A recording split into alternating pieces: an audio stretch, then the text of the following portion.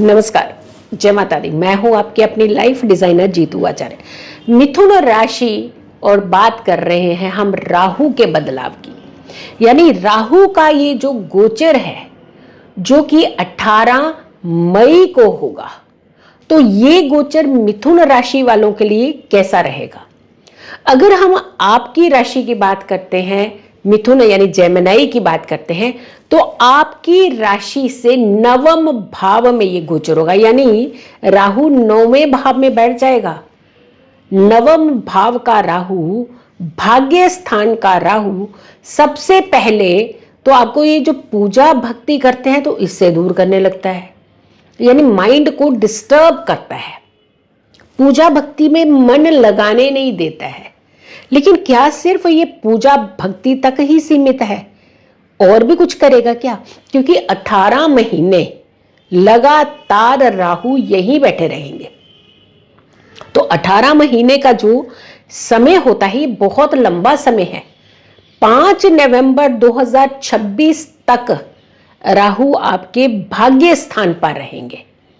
और भाग्य स्थान का राहु किस तरीके की अड़चने आपको दे सकता है, क्या क्या करेगा, क्या गुमराह करेगा आपको, क्या रिश्तों को खराब करेगा, क्या पिताजी के साथ कुछ विवाद उत्पन्न करेगा, क्या अपनी नौकरी में कहीं ना कहीं कोई खलल डालेगा क्या।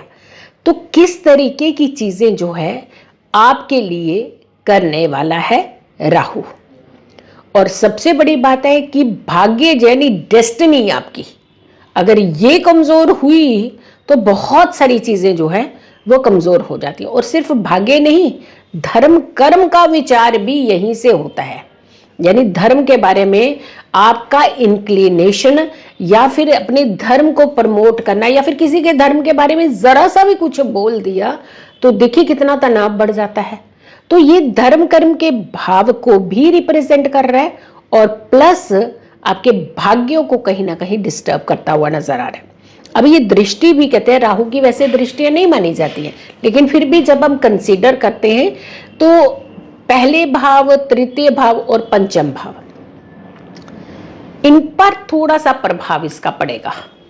इन पर थोड़ी सी जो है वो डिस्टर्बेंस जो है वो करेगा इस समय।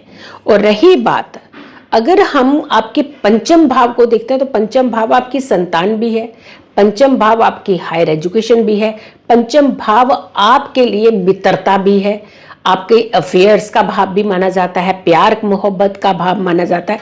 तो यानी ये सारी चीजें खास करके हमें ध्यान रखने की जरूरत पड़ेगी। अपनी संतान की ओर खास करके ध्यान रखिएगा। और अगर आप यंग हैं, शादी नहीं हुई है, तो अपने अफेयर्स की तरफ ध्यान रखिएगा। हायर एजुकेशन आप करने जा रहे हैं, कुछ कॉम्पिटिटिव एग्जाम आप लड़ने जा रहे हैं, तो वहां पे आपको थोड़ा सा फोकस ज्यादा करने की जरूरत पड़ेगी। यानी आप अब अपने काम को नजरअंदाज नहीं कर सकते, आपको बहुत ज्यादा अटेंटिव रहने की जरूरत पड़ सकती है। क्योंकि ये 18 महीने का खेल है, सिर्फ 8 दिन का खेल नहीं है। तो 18 महीने मतलब 1.5 साल तक ऑलमोस्ट ऑल राहु का ये जो प्रभाव है ये आपकी राशि के ऊपर रहने वाला है। तो आप थोड़ा सा संभल करके कुछ चीजें कीजिएगा। खास करके जैसे हम कह रहे थे कि नवम भाव, अब नवम भाव आपके पिता का भाव है। छोटी छोटी बातों के साथ आकर के क्लेश कर देना, या फिर हो सकता है मान लीजिए पिता और पुत्र अगर इकट्ठे काम करते हैं एक ही जगह पे, तो वहां पे आपके डिस्प्यूट होना शुरू हो जाए, काम अलग होने लग पड़े। या फिर आप ये ध्यान रखिएगा कि आप छोटी छोटी बातों में जाकर के आप विवाद कर रहे हो, क्योंकि आपकी अगर राशि है, पिता की राशि है, तो पिता ये एफर्ट करेगा झगड़े वाले। और अगर ये संतान की राशि है तो संतान जाकर के आप फालतू के जैसे पंगा लेना ना किसी के साथ, यानी छोटी छोटी बातों को क्रिएट करना, क्रिएशन कर देना। तो यहाँ पे थोड़ा सा आपको संभलने की जरूरत है। अपने फ्रेंड सर्कल का खास करके ध्यान रखिएगा। यानी फ्रेंड सर्कल की तरफ कितना झुकाव रखना चाहिए, कितना हमें उस तरफ जाना चाहिए, क्या फ्रेंड सर्कल हमारे ऊपर हावी होना चाहिए, क्या फ्रेंड सर्कल का जो एक दायरा है वो आपका घर नहीं है, बाहर तक का है। तो यानी इन चीजों को अगर आपने ध्यान नहीं दिया, इन चीजों को नहीं समझा, तो ये दिक्कतें आपके लिए और बढ़ सकती हैं, क्योंकि कहीं ना कहीं जो फ्रेंड सर्कल का दबदबा है वो आपके घर के अंदर आने लगेगा। तो ऐसी चीजें नहीं होनी चाहिए। उनके अपनी एक प्लेस है, अपनी एक सिचुएशन होती है, अपनी एक जगह है, एक सीमा है, एक बाउंड्री होती है।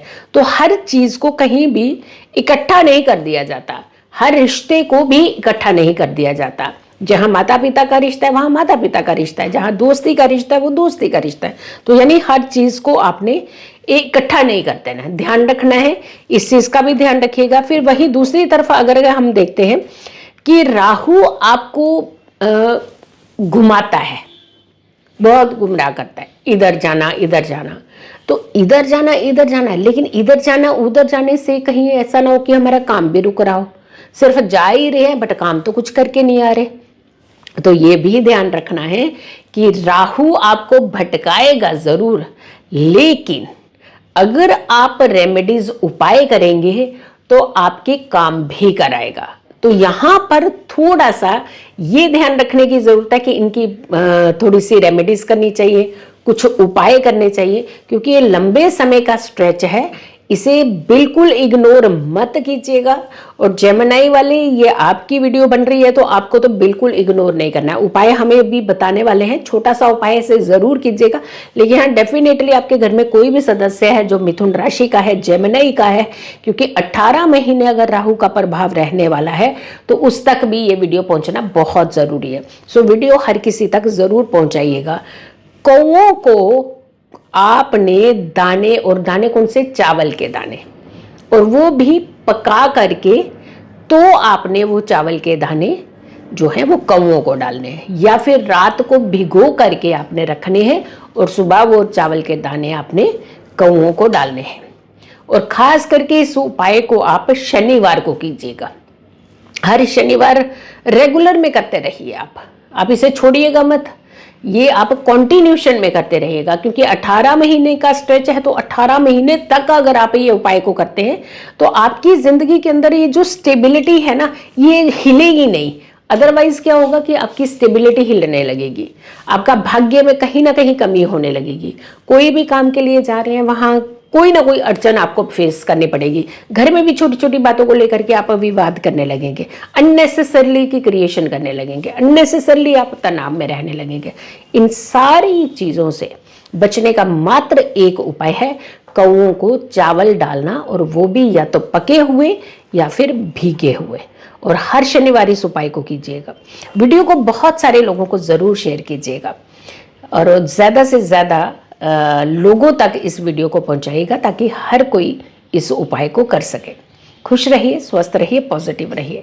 पॉजिटिव रहते हैं तो हर समस्या से हम दूर रहते हैं।